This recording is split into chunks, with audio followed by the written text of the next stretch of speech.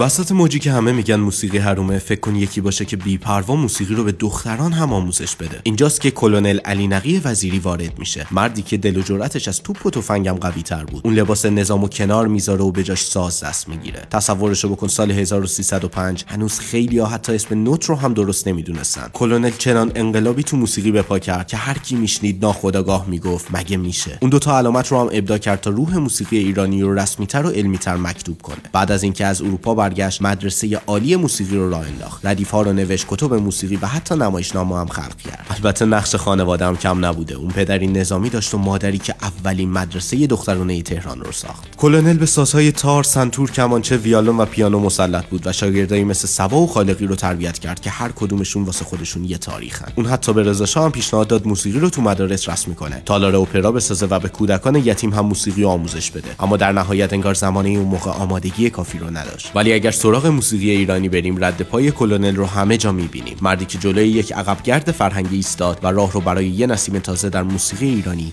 باز کرد.